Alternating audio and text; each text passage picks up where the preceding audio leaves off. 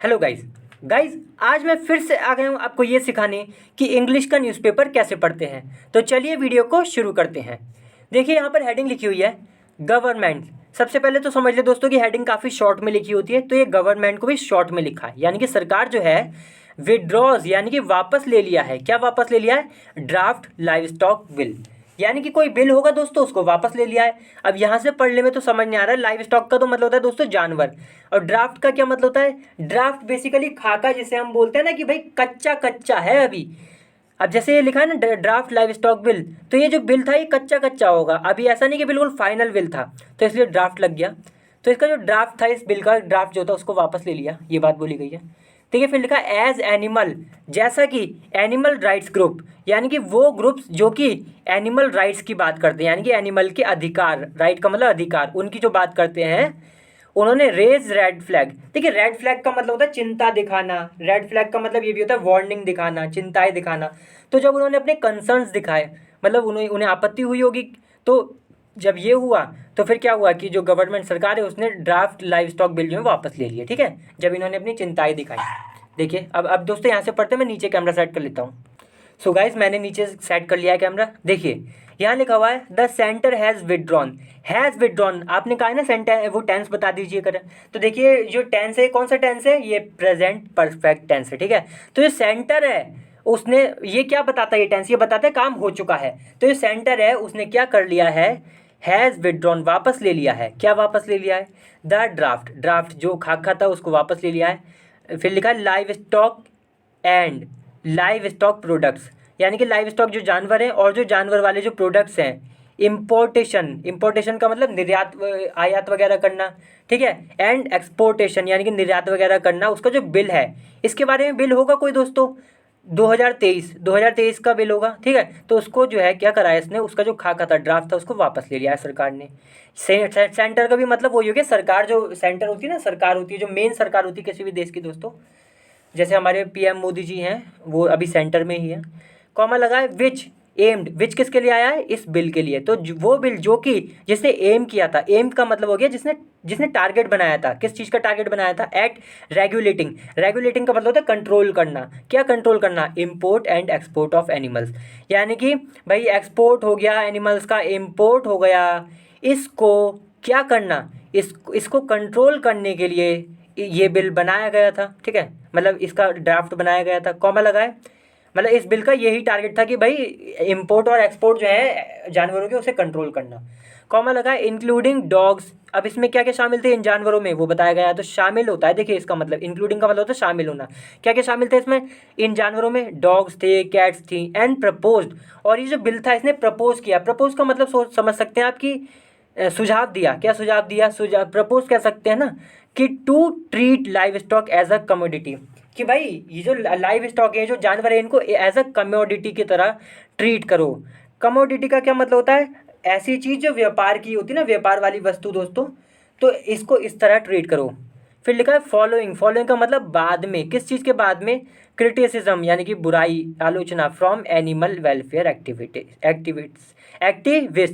यानी कि देखिए इसका क्या मतलब हुआ, यानी कि जब ये क्रिटिसिज्म इन्हें मिला सरकार को, क्रिटिसिज्म ये जो बुराई मिली, आलोचना मिली एनिमल वेलफेयर एक्टिविस्ट से, तब इन्होंने क्या किया? ये जो बिल था वापस ले लिया, ये जो ड्राफ्ट था वापस ले लिया। ठीक है, ये बात बताई गई है। देखिए अब यहाँ पे लिखा है।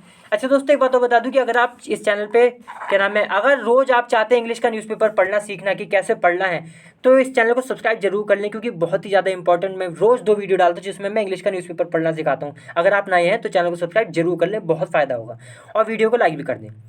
देखिए फिर लिखा है दिस बिल वॉज सपोज्ड। देखिए सपोज के कई सारे मतलब होते हैं, लेकिन यहाँ पे जो मतलब है ना, यहाँ पे मतलब है इंटेंशन क्या थी इसकी, बिल की, ये पता चल रहा है। सपोज का मतलब हो गया इंटेंडेड था, ये किस लिए इंटेंडेड था? ये जो बिल था किस लिए था भाई, इसका इरादा क्या था? ठीक है, तो जो बिल था वॉज सपोज, यानी कि इसका इरादा क्या था वो बताएगा। तो वॉज सपोज इसका इरादा था कि भाई टू रिप्लेस, रिप्लेस का मतलब हटा देना और खुद आ जाना उसकी जगह। तो भाई रिप्लेस कर देना क्या? 125 ईयर ओल्ड लॉ, यानी कि 125 साल पुराना पुराना जो लॉ था उसको हटा देना और खुद आ जाना उसकी जगह। फिर देखिए लिखा है the live stock importation act. अब ये जो लॉ था ये किस बारे में था, लाइव स्टॉक, ये जो जानवर है इसके इम्पोर्टेशन एक्ट के बारे में था, जो कि 1898 में बनाया गया होगा। तो 125 साल पुराना लगभग ये बिल था। ठीक है, 125 साल हो गए दोस्तों, आप गिन सकते हैं। तो इसको हटाने के लिए ये बिल था कि भाई अब ये बहुत पुराना हो चुका है, अब इसको हटाओ और नया बिल लाओ, ये बात है। देखिए फिर लिखा था डिपार्टमेंट ऑफ एनिमल हस्बेंड्री। अब जो डिपार्टमेंट है किस चीज़ का, एनिमल हस्बेंड्री और डेयरिंग।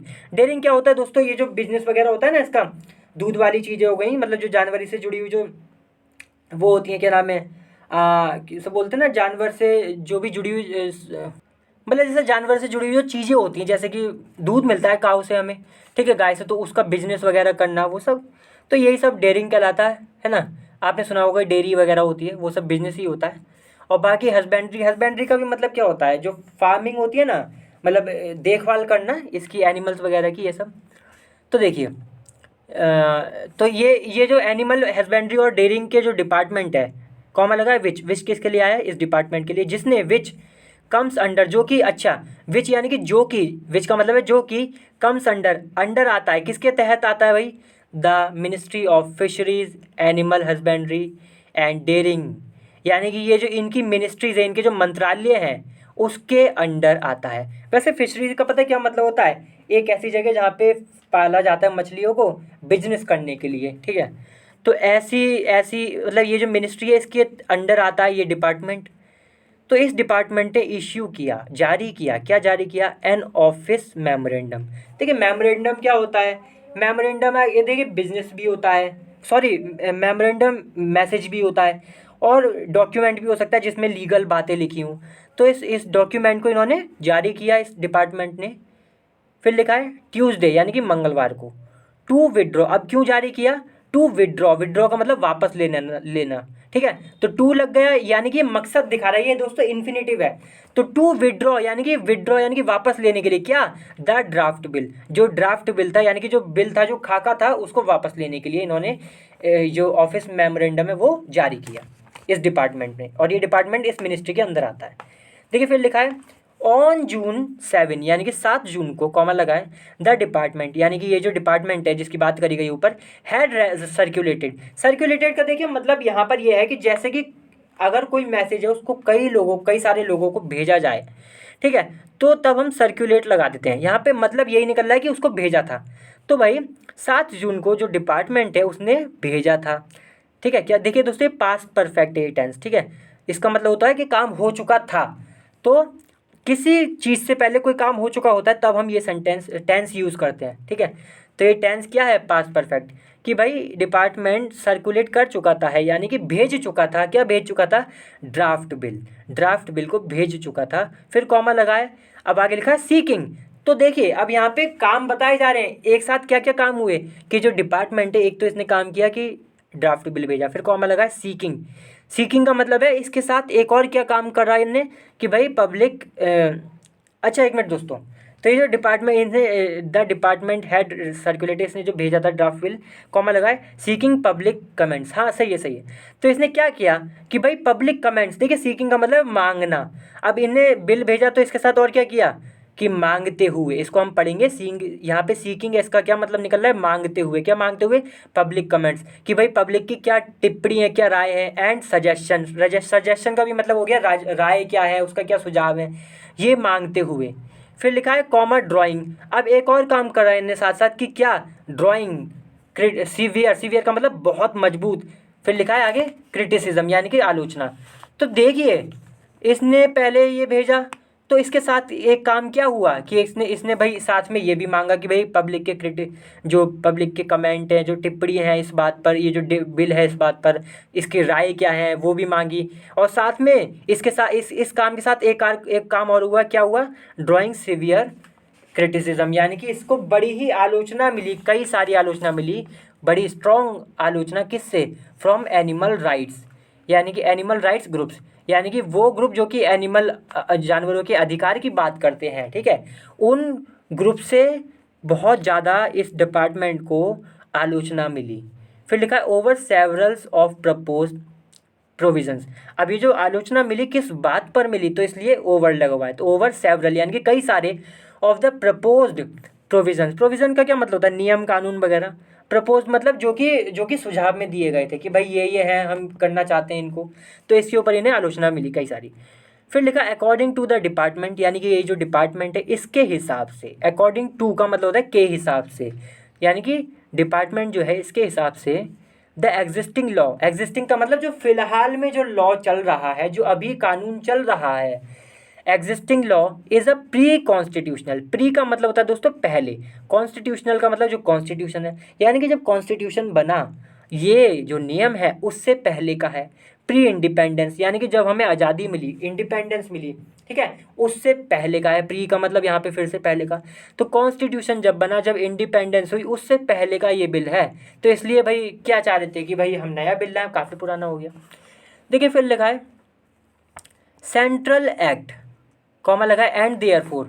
अच्छा, तो ये जो ये है क्या है ये, एक मिनट दोस्तों, तो according to the department, department के हिसाब से जो एग्जिस्टिंग लॉ है क्या है ये, pre constitutional and pre independence central act and therefore, और इसलिए कॉमा लगाए आ नीड, इसलिए एक ज़रूरत है, has been, a need has been.